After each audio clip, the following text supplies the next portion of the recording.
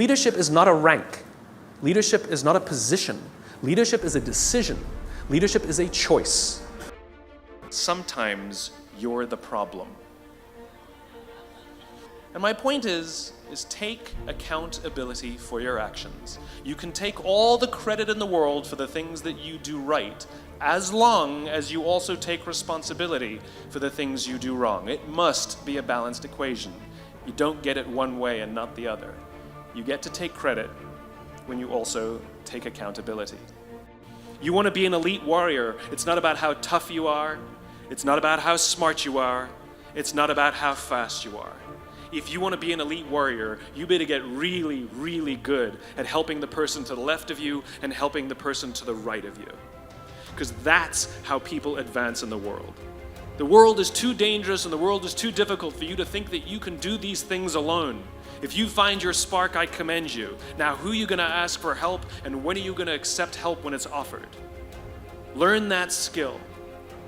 Learn by practicing helping each other. It'll be the single most valuable thing you ever learn in your entire life. To accept help when it's offered and to ask for it when you know that you can't do it. The amazing thing is when you learn to ask for help, you'll discover that there are people all around you who've always wanted to help you. They just didn't think you needed it because you kept pretending that you had everything under control.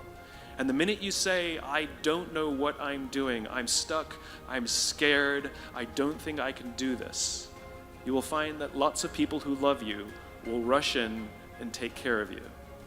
But that'll only happen if you learn to take care of them first. You will be told your whole life that you need to learn to listen. I would say that you need to learn to be the last to speak. I see it in boardrooms every day of the week. Even people who consider themselves good leaders, who may actually be decent leaders, will walk into a room and say, here's the problem, here's what I think, but I'm interested in your opinion, let's go around the room. It's too late. The skill to hold your opinions to yourself until everyone has spoken does two things. One, it gives everybody else the feeling that they have been heard. It gives everyone else the ability to feel that they have contributed.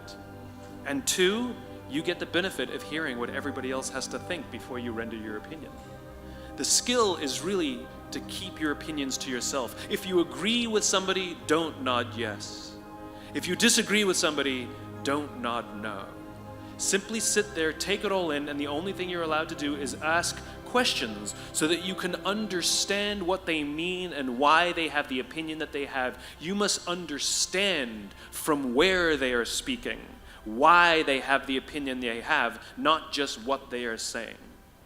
And at the end, you will get your turn. It sounds easy, it's not. Practice being the last to speak. That's what Nelson Mandela did. Remember this. As you gain fame, as you gain fortune, as you gain position and seniority, people will treat you better. They will hold doors open for you. They will get you a cup of tea and coffee without you even asking. They will call you sir and ma'am, and they will give you stuff. None of that stuff is meant for you. That stuff is meant for the position you hold. It is meant for the level that you have achieved of leader or success or whatever you want to call it. But you will always deserve a styrofoam cup. Remember that. Remember that lesson of humility and gratitude. You can accept all the free stuff. You can accept all the perks. Absolutely, you can enjoy them. But just be grateful for them and know that they're not for you. Leaders only have one thing, they have followers. A follower is somebody who raises their hand and volunteers to go where you're going. They raise their hand and volunteer to go in the direction that you're pointing. And so to lead others means that you have a clear vision of a world that does not yet exist, a world that could exist.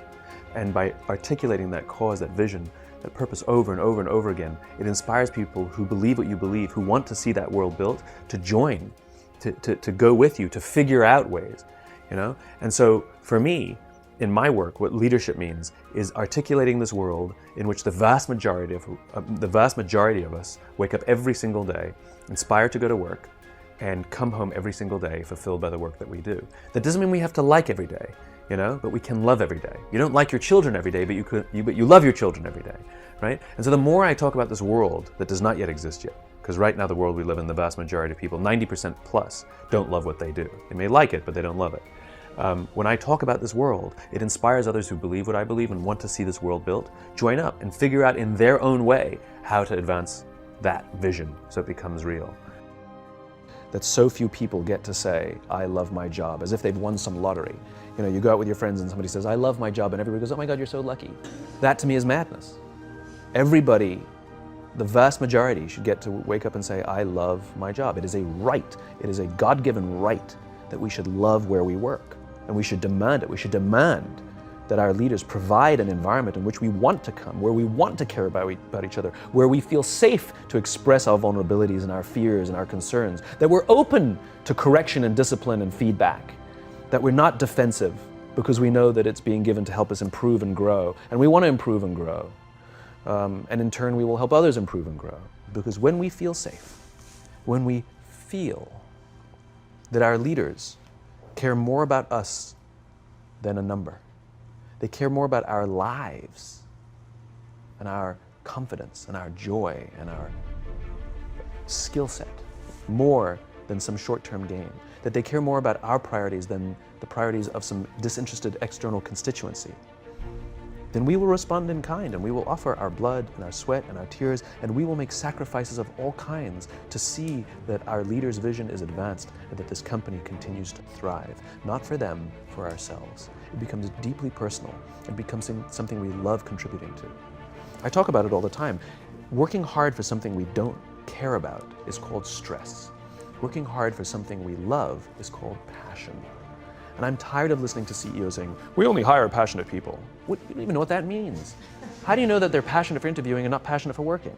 You know, every person on the planet has passion, right? We just don't all have passion for the same things. Give me something to believe in. Give me something to believe in. Give me the opportunity to contribute to something. Allow me to make mistakes and try again. And you'll have passion up the wazoo.